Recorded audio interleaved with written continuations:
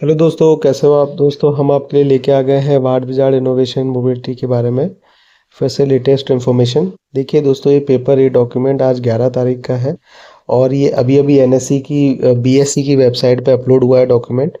और ये किस रिलेटेड है वो मैं आपको बताता हूँ और इससे क्या इन्फॉर्मेशन निकल के आती है वो भी आप समझने की कोशिश करिए। देखिए दोस्तों, सब्जेक्ट में इन्होंने लिखा है कि डिक्लेरेशन अंडर 29.2 ऑफ सेबी, यानी substantial acquisition of shares and take over. तो दोस्तों, फिर से ही एक इन्फॉर्मेशन आ गई है जिसमें शेयर्स की परचेज एंड ट्रांजेक्शन्स हुआ है, मतलब किसी ने खरीदे या बेचे हैं या प्लेस की गई है, वो सारी चीज़ें अभी हमको आगे पढ़ने पे पता चलेंगी। तो देखिए दोस्तों, ये लिखते हैं कि dear sir madam, please find enclosed herewith the disclosure pursuant to the requirement of regulation 29.2 of SEBI, substantial acquisition of shares and takeovers regulations 2011, as informed by the Yatin Sanjay Gupte, promoter in Annex 2 for the shares of Ward Wizard Innovation and Mobility। तो दोस्तों, यतीन संजय गुप्ते जी ने ये information दी है और ये फिर से इन्होंने शेयर प्लेस कर दिए हैं। देखिए दोस्तों, इन्होंने फिर से 13 लाख शेयर प्लेस कर दिए हैं और ये 9 जून को प्लेस किए हैं, पर इन्फॉर्मेशन आ जाइए, डॉक्यूमेंट आपने देख लिया है और ये प्लेस क्रिएशन की गई है।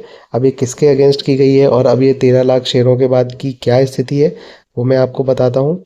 ये देखिए, इन्होंने लिख के दिया है कि इन्होंने 13 लाख शेयर प्लेस कर दिए हैं और अभी भी इन्होंने वही लिखा है कि ये जो Radha money India limited company है जिनसे इन्होंने लोन ले रखी है, उनकी जो मार्जिन मनी है उसमें जो आती है हर महीने एक तरीके से इंटरेस्ट शो करना पड़ता है या फिर आपको देना पड़ता है वापस पैसा, उसमें शॉर्टफॉल आ रहा था, उसको पूरा करने के लिए इन्होंने ऐसा किया है।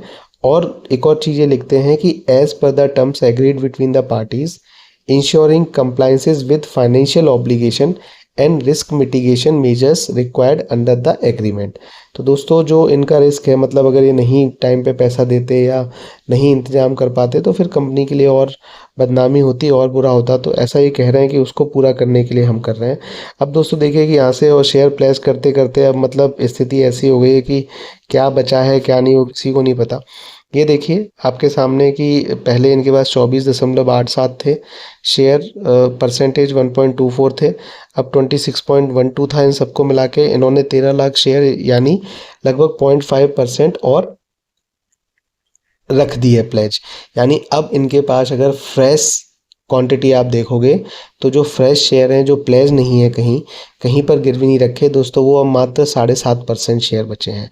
तो ये एक बहुत ही छोटा नंबर है, मतलब ये नंबर किसी भी कंपनी के लिए बहुत ज़्यादा अच्छा नहीं है, पर फिर भी ये लोग प्लेज करते जा रहे हैं। इनकी कुछ सोच होगी, देखते हैं ये प्लेज कब तक चलती है। आप बने रहिए और देखते रहिए और कमेंट करके ज़रूर बताइए कि आपको क्या लगता है अब ये कितना नीचे और जाएगा।